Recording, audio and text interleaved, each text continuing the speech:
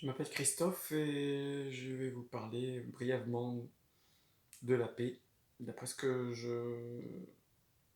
mes idées à ce niveau-là, si ça peut aider et si on partage en retour de ce que vous voulez dire et témoigner, dans la détente et la bonne humeur et la bienveillance bien sûr, et la courtoisie et le respect, euh, euh, pour vous éclairer mutuellement et nous aider à avancer au mieux que l'on peut mutuellement. C'est mon désir, c'est mon souhait. Il y aura plusieurs vidéos là-dessus, car je pense que le sujet de la paix est un sujet fondamental, à mon avis. Je fais une comparaison avec la paix des eaux d'un bassin. Euh, dans Kung Fu Panda 1, le dessin animé, euh, lorsque les eaux du bassin sont apaisées, elles ne sont plus troubles, il n'y a plus de vagues, et l'eau est claire et on peut y voir la réponse que l'on cherchait, le joyau, pardon, le joyeux c'est un lapsus par rapport au fait que la paix amène à la joie, donc j'ai dit le joyau, qui se trouve au fond du bassin mais qu'on ne voyait pas la solution parce que les eaux étaient troublées, donc elles n'étaient pas apaisées. C'est euh, l'étape fondamentale que permet la paix. Ça permet d'y voir clair et de trouver les solutions. Bien souvent.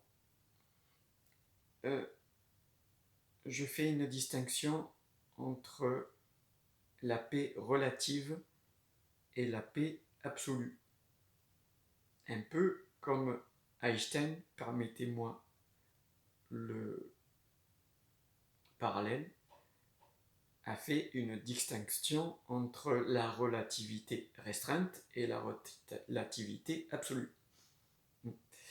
Donc la paix relative, qui est la paix restreinte, dépend du conflit pour exister. Hmm. La paix, la guerre, le conflit, la discorde, qui s'opposent, qui s'engendrent mutuellement, yin et yang, et qui ont chacun un espace de durée qui fait qu'à un moment donné, l'autre reprend la place. Un peu comme le beau temps et le mauvais temps, et le beau temps et le mauvais temps. Les deux faces, pardon, excusez-moi, d'une même pièce. C'est la paix relative qui engendre son opposé. Et, et qui en même temps le combat ou espère reprendre les rênes. Et au-delà des deux, il y a la paix absolue, éternelle, celle que l'on souhaite vivre, qui est, à mon avis, intérieure, et qui est accessible, à tout le monde, pour peu que l'on le souhaite, et que on souhaite vraiment la vivre. C'est important. Voilà ce que je voulais dire sur la paix. Concernant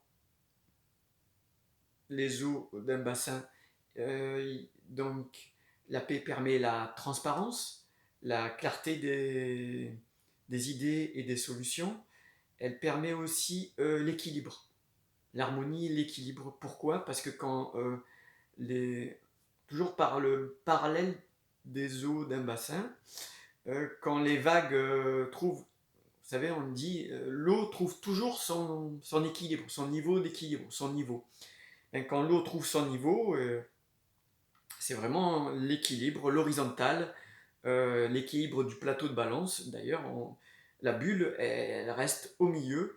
C'est pour ça qu'on arrive à bien construire les murs des maisons, grâce à ce niveau d'eau. Donc, la paix des eaux permet l'équilibre des eaux et permet la transparence des eaux et permet la luminosité des eaux, la luminosité et la netteté de ce qu'il y a dedans au fond du bassin, comme dans Kung Fu Panda. Voilà, pour le parallèle avec l'eau. Et c'est déjà pas mal.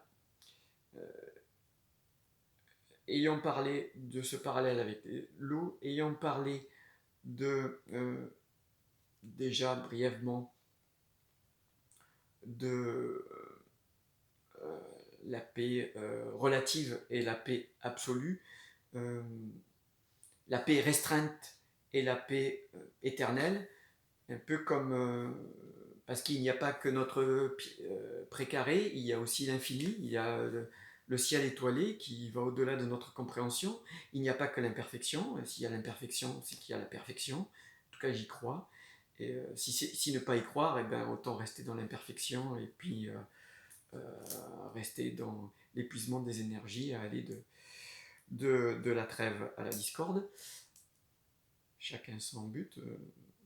Je mets la perfection au milieu de l'équation, oui. D'ailleurs, Descartes a prouvé que la perfection existe moyennant de prérequis. Ça, on parlerait une autre fois. Et aussi qu'au niveau de la paix, ce qui est important, c'est pour moi, elle permet d'accéder à la joie, à l'amour et à la bienveillance.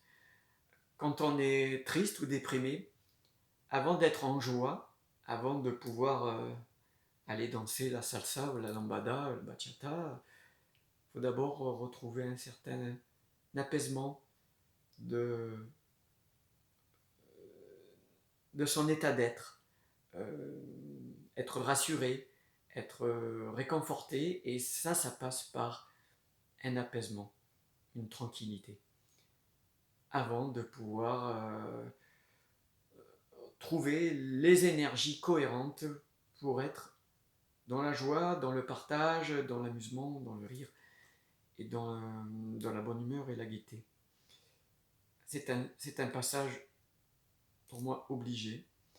Et quand on est en colère aussi, pas que quand on est déprimé, quand on est en colère, bien sûr, il faut passer par la paix pour pouvoir commencer à nourrir des nobles sentiments vis-à-vis de ce qui nous met en colère.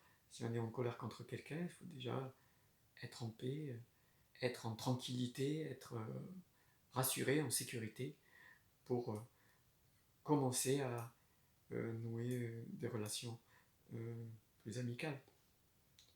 Donc là aussi, un passage obligé